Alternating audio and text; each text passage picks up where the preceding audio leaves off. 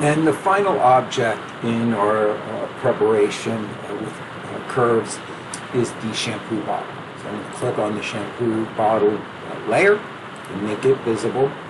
Tap the space bar. It's in the front view. Have it here. I seem to have one circle here. I'm not exactly sure where it is. Or I think that's from my paper clip. So let me put it in there. Click on the paper clip layer.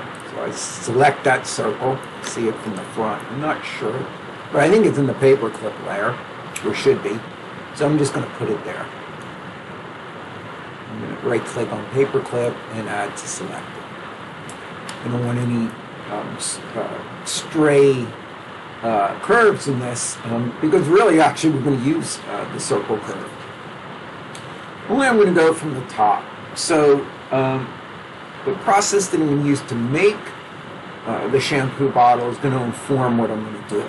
So I'm going to do what's called the Loft surface, which connects two or more curves together. So I'm going to create cross sections going up and up and up my shampoo bottle. The reason I'm not doing a revolve is because in actuality this is the front, but if I looked at this from the side, this part of the shampoo bottle gets narrow at the top, and this is really, just crimped end. So it's not equal in all sides. It's maybe symmetrical left to right and front and back, but it's not symmetrical all the way around, all 360. So I can't really use the revolve. Instead, like I said, I'm going to take cross sections, and I'm just going to make these cross sections going up, and then I'll loft create all of them. Should say too that I'm not going to attempt to create this bottom piece here, this indentation, or this crimped top. Instead, I'm just going to go from about this bottle line here, where the cap would start, and I'll go up to where the crimp would start. And the rest of it I would build after I create my basic shape. So in this case, my object won't be finished once I once I create the polygon surface from the curves. I'll have some editing to do too. So I'm going to use cross sections. So I want to start actually from the top view. So I'm going to tap the space bar, and I'm going to create a NURBS circle from the top view.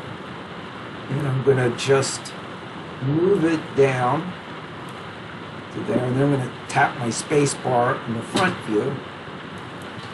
And I'm just going to try and center it here, right about there. It looks like I need to scale it, so I'll click on the middle scale. I'll scale in all directions. Scale it just a little bit like that. So I have my bottom. Move it there. Again, the distortion is happening because I'm using a photograph. It's not flat, so it's got some perspective, so it's rounded this.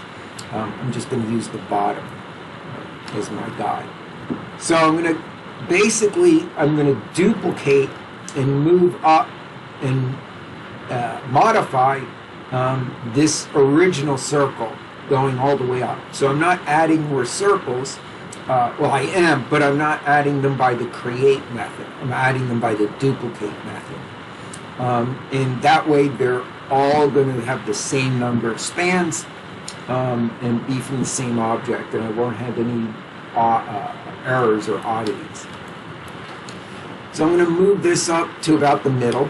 I'm going to create a hold in the middle, so I'm going to duplicate, edit, duplicate. Control D is my hotkey, so from now on to duplicate, I'm just going to use Control and D. So I'll move it up to about the middle.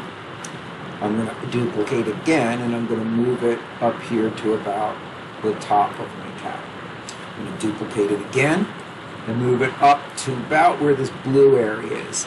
But now I need to scale it up a little bit because it's a little bit larger. So move it up to there. So I'm just going to scale it up. go up to about the middle here.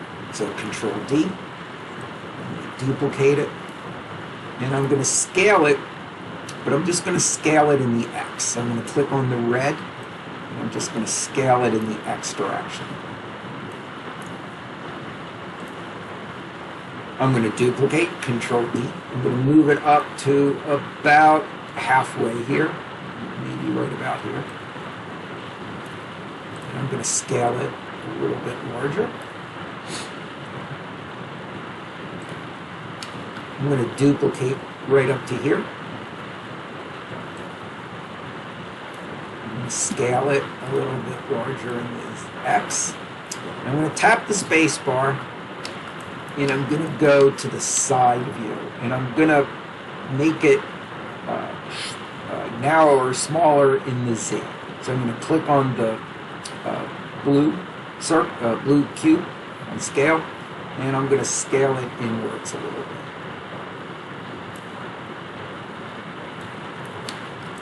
I'm going to duplicate it and move it up to about there.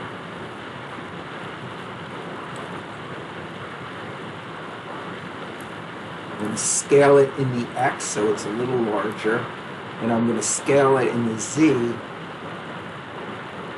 right about there, so it's about half. I'm going to duplicate again. I'm going to bring it up to the top here, and I'm going to scale it. Probably going to leave it scaled in the X the way it is, but I'm going to scale in the Z till it's pretty narrow. The other thing I'm going to do is I want it to be a little blunter, a little on either end. I don't want these sharp ends quite so much. I want it to be a little blunter, a little rounder. So I'm going to right click, I'm going to select my selection arrow, I'm going to right click, and I'm going to choose Control Vertex. I'm going to select these two vertices, hold the Shift key down, select these two vertices. I'm going to go back to my scale tool, and I'm going to scale in the X direction a little bit until they come to about there. I'm just trying to make that a little blunter. I'll right click and choose Object. Right click and choose Object. There we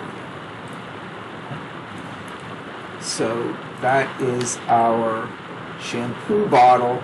I think I need to do one more little scale. I think this circle here could scale in a little bit in the Z. So I'm just going to click on the scale tool, go to the top view. I'm just going to go just a little bit into the Z. I'm going to select all of these curves, and I'm going to right click and put them in the shampoo bottle layer. And that is what we need to do for the shampoo bottle. And that completes all of our objects. We have the shampoo bottle, we have the car hood, we have the paper clip, we have the art palette, and we have the wine glass. Of course, the wine glass and the art palette we did in class.